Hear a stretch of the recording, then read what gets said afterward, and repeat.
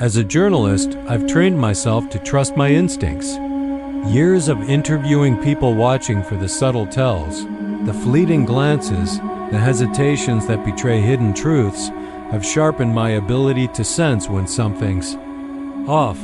That night at the Horizon Rooftop Lounge in Miami, my gut was screaming louder than ever. It was a warm, humid evening, the kind where the air clings to your skin and the city's neon glow pulses with life. I was out with Adam, a guy I'd been seeing for a few weeks. He was charming in his own way, sharp-witted, a little obsessed with his stock portfolio, but reliable enough for a casual date. We chose Horizon for its reputation, a swanky rooftop bar with a glittering view of Miami's skyline, where the Kita Divin, where the Pida Kanwani skyline. With a Zaranti rooftop bar with a glittering view of Miami's skyline, where the Piliovin Farazan for its Miami skyline, where the Pihung Kibi Main Amimam Unfedi Fan Line. Cocktails cost more than a decent meal, and the crowd was a mix of locals and tourists, all playing at being someone grander than they were. We settled at the bar, the sleek counter reflecting the warm amber lights overhead. The bartender caught my eye immediately. Tall, early 30s, with a polished look that felt almost too perfect clean-shaven, hair neatly combed, his white shirt crisp against the dim lighting. He slid menus toward us with a smile that seemed practiced, almost performative. "Evening, folks," he said, his voice smooth as the bourbon he was pouring for another patron. "First round's on me. What's the occasion?" "Just a night." "Out," I replied, offering a polite smile. Adam raised his glass in thanks, oblivious to the way the bartender's gaze lingered, not on him, but on me. It wasn't the usual flirty banter you'd expect from someone working for tips.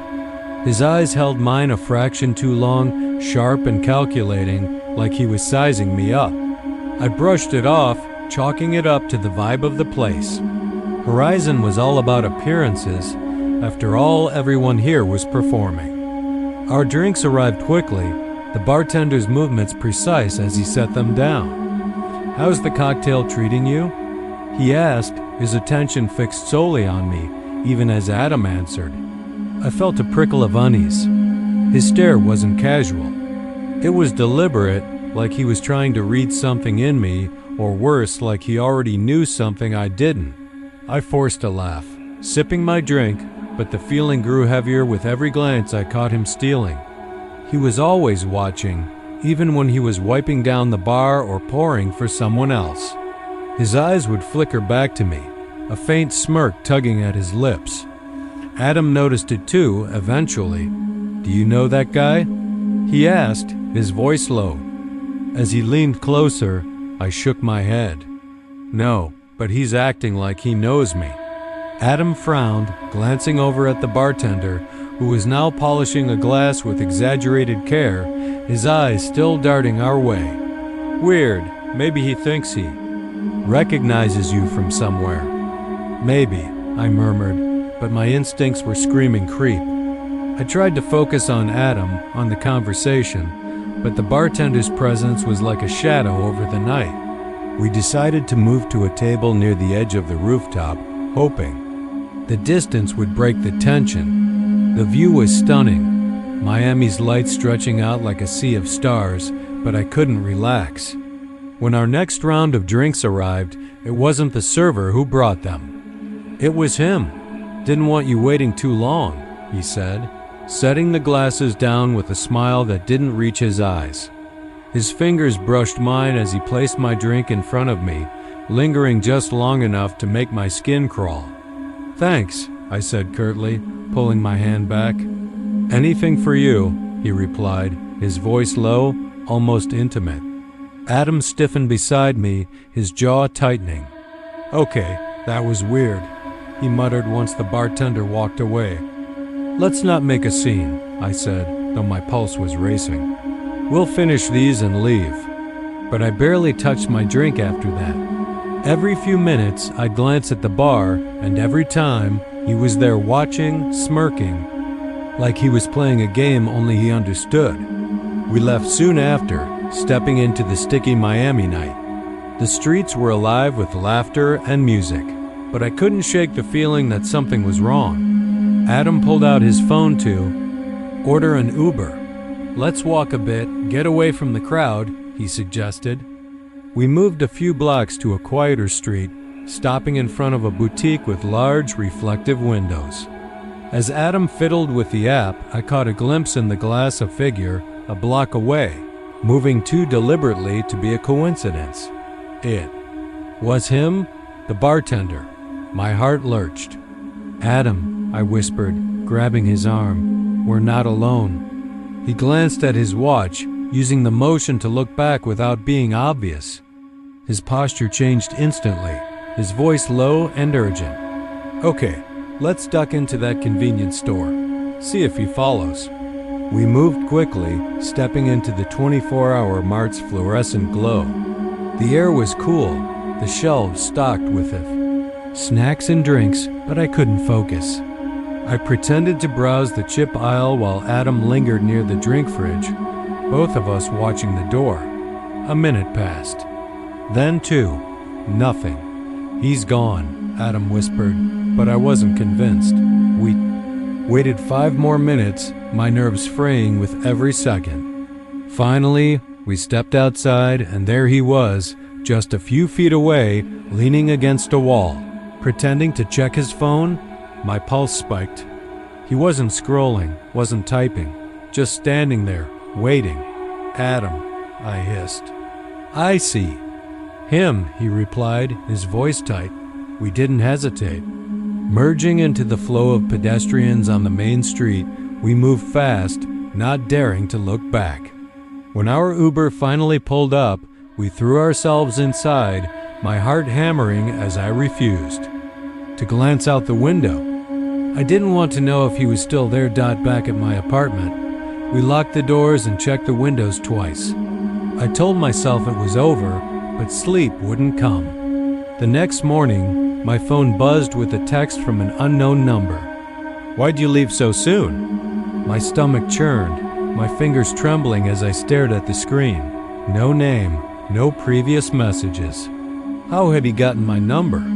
I blocked it immediately, but the unease lingered. For days I kept my curtains drawn, my eyes scanning the street below. I never returned to Horizon, never saw that bartender again, but his confidence haunted me. The way he moved, the way he watched like he'd done this before, like he was waiting for someone to fall into his trap. Winters in Phoenix are mild, but that night, a sharp chill hung in the air, cutting through the desert warmth. Matt and I had just finished dinner at Desert Pine Steakhouse, a cozy spot with low lighting and the kind of ambiance that made you want to linger.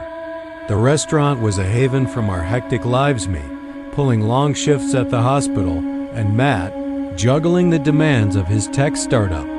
Date nights like this were rare, a chance to reconnect over good food and better wine. We'd been laughing about dessert as we stepped into the parking lot, debating the merits of cheesecake versus molten lava cake. "Cheesecake is king," Matt declared, holding the heavy glass door open for me. "Overrated?" I shot back, grinning. "Lava cake wins every time." He clutched his chest in mock offense, and I was about to fire back when something stopped me cold. A white van was parked next to our car too close, its side pressed almost against our driver's door. The paint was grimy, faded to a dull gray under the parking lot's dim lights. No windows in the back, just a blank, unsettling expanse. The engine was running, a low hum that set my nerves on edge. "Was that there when we parked?" I asked, my voice quieter now. Matt frowned, squinting at the van. "No idea. Probably just someone who can't park." But I wasn't so sure. The driver's seat was empty, the interior dark, and that running engine felt like a warning. My instincts screamed to stay back. Matt, ever practical, grabbed my hand. "Come on, we'll squeeze in." He took a step toward the car, but before I could follow, The van's side door slid open. It wasn't loud, no slam. No rush, just a slow, deliberate glide, like whoever was inside wanted us to notice. My breath caught. The open door revealed nothing but darkness, a void that seemed to swallow the light. For a moment, there was no movement, no sound. Then, a shadow shifted inside. Not one shadow, two. Figures, just out of sight, their outlines. Barely discernible. I couldn't see faces, couldn't make out details, but I felt their presence, heavy and intentional. They were waiting. Matt reacted faster than I did, his grip on my wrist tightening as he yanked me back. Get inside the restaurant, now. His voice was sharp, no trace of his usual easygoing tone. We turned and ran, my heels clicking against the pavement, my heart pounding so hard it drowned out everything else. I kept expecting to hear footsteps behind us, to feel a hand on my shoulder, but we made it, bursting through the restaurants. Doors and nearly colliding with the hostess's stand. The dining room was still alive with chatter, couples laughing over wine, oblivious to the terror we'd just escaped. The hostess blinked at us, startled. Is everything okay? Matt didn't hesitate. Call security. There's a van outside, 2 guys inside. They just tried to... He trailed off, running a hand through his hair, his face pale. Just? Get someone out there. A waiter nodded, already dialing on his phone. Staff members gathered near the windows, peering into the parking lot, but by the time security arrived, the van was gone. No trace, no tire marks, nothing.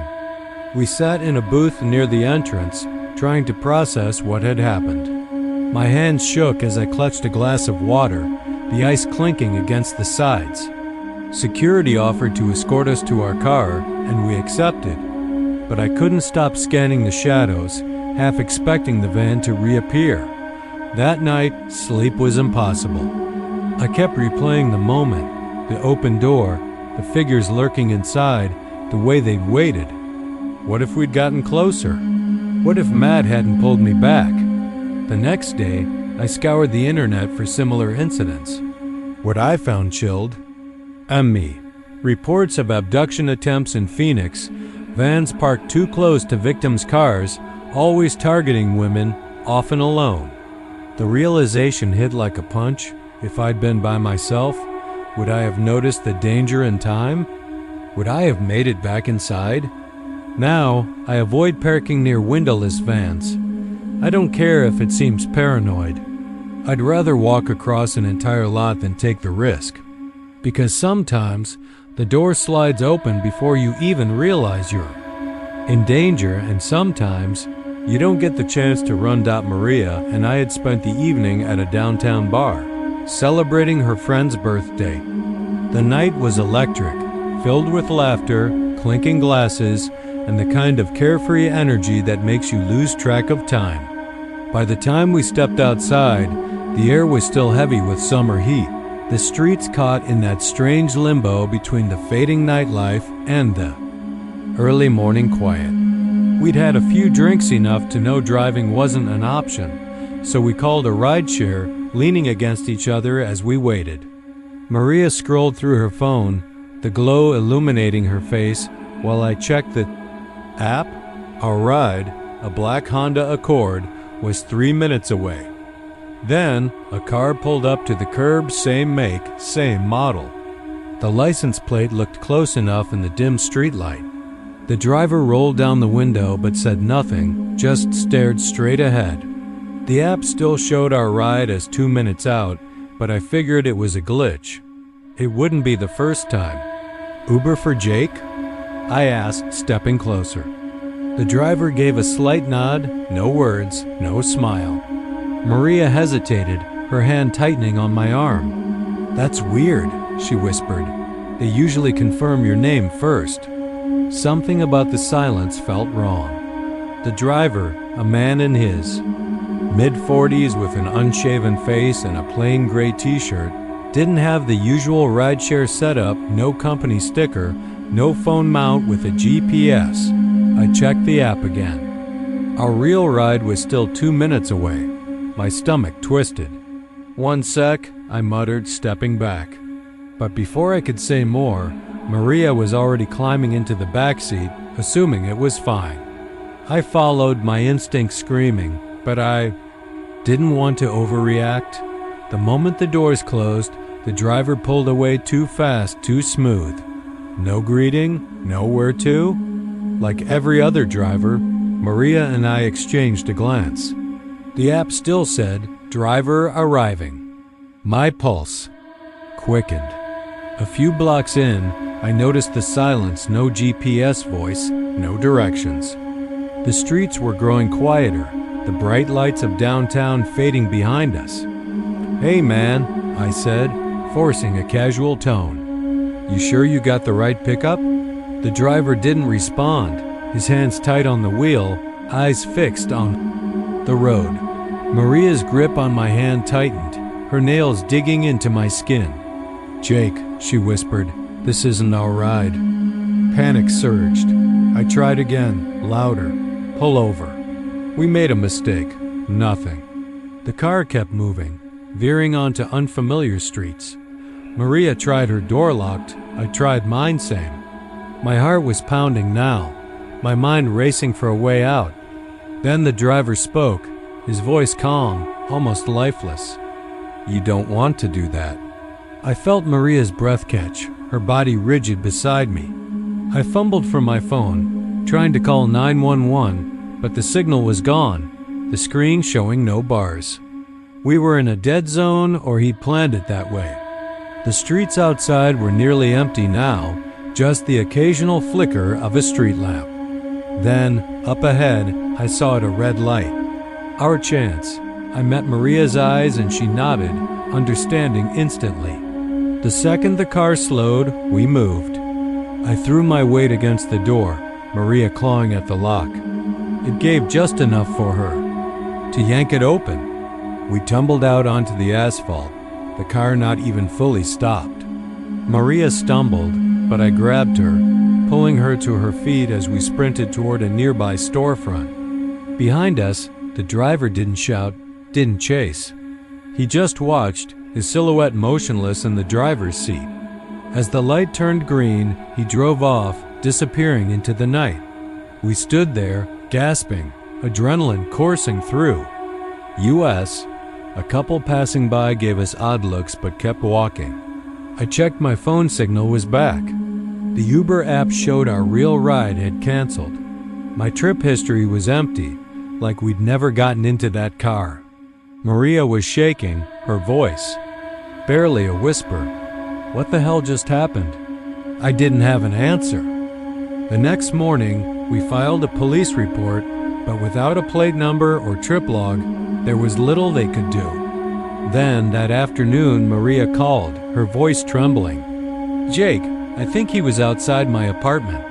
She'd seen a black Honda parked across the street, but when she looked again, it was gone. I drove to her place immediately, but there was no sign of the car. Still, the fear lingered. For weeks, we jumped at every dark sedan, every app notification. It faded with time, but the question never left me. What would have happened if that light had turned green a second sooner? How many others didn't get the chance to jump out? Valentine's Day in Dallas is a spectacle restaurants packed with couples, wine flowing, and romance in the air, whether it feels genuine or forced. I wasn't big on the holiday, but Ethan, my boyfriend of a year, wanted to make it special. He'd booked a table at Bellamy, an upscale downtown restaurant known for its smooth jazz, flickering candles, and impeccable service. The place was everything it promised, elegant yet warm, with soft lighting and the clink of glasses creating a perfect backdrop. We sipped wine, shared appetizers, and for once, Valentine's Day felt worth the hype. Halfway through dinner, I excused myself to use the restroom. The hallway leading there was narrow, lined with muted sconces that cast a soft golden glow. I pushed open the heavy wooden door and stepped inside. The restroom was pristine white marble countertops, gold fixtures, and faint classical music, drifting from hidden speakers. 3 stalls stood empty, their doors slightly ajar. But what caught my attention was the mirror. It stretched floor to ceiling, framed in dark, ornate wood, dominating the wall opposite the stalls. Something about it felt off. The lighting around it seemed dimmer, the reflection almost too deep, like I was looking into another room, not just a mirror. I stepped closer, smoothing my dress and running a hand through my hair. My reflection moved with me, normal enough. On a whim, I knocked lightly on the glass, a playful tap. A second later, something knocked back. Not an echo, not a faint vibration, a deliberate, muffled tap matching my rhythm exactly. My breath. Stopped. I stumbled back, my heart pounding so loud it drowned out the music. Someone was behind the mirror. I spun around, checking the stalls empty. The air felt heavy, too still. I turned back to the mirror, my reflection pale and wide-eyed. I wasn't alone. Forcing my legs to move, I hurried back to the dining room, my face flushed. Ethan noticed immediately. "You okay?" he asked, his brow furrowing. I hesitated. How do you explain something like that without sounding unhinged? "Something's wrong with the bathroom mirror," I said finally. I knocked on it, and something knocked back. Ethan frowned. Like an echo? I shook my head. No, like someone was there. He sighed, rubbing his temple, but I grabbed his wrist. "Come with me." Back in the restroom, nothing had changed. The mirror loomed, the stalls were empty, the music still played softly. I nodded at Ethan. "Knock." He humored me, rapping, his knuckles against the glass. Silence. I felt my throat tighten. It happened, I swear. He pressed his palm against the mirror, testing it. It's solid. But I wasn't convinced. I flagged down a waitress, explaining what I'd heard. She looked skeptical but went to fetch the manager. When he arrived, an older man with silver-rimmed glasses and a polite but irritated expression, he assured me there was nothing behind the mirror. "Check it," I insisted. He hesitated, then unlocked a small, nearly hidden door in the corner of the room. It creaked open, revealing a narrow, dimly lit passage. My stomach dropped. Ethan and I peered inside. The hallway was cramped, barely wide enough for one person, lined with rusted pipes and smelling of damp concrete. Then I saw it, a small hole in the wall, right behind the mirror, perfectly positioned at eye level. This wasn't a maintenance space. It was a viewing room. Ethan cursed under his breath. The manager stammered. "We weren't aware of this. The building's old, part of the original structure." "You've got to be kidding," I snapped. "Do you have cameras?" He shook his head. "No cameras in the restrooms, of course." Someone had been watching and had caught them. The next day, I called Bellamy, posing as a reporter researching restaurant design. The hostess mentioned the mirrors were part of the original decor left in place during renovations.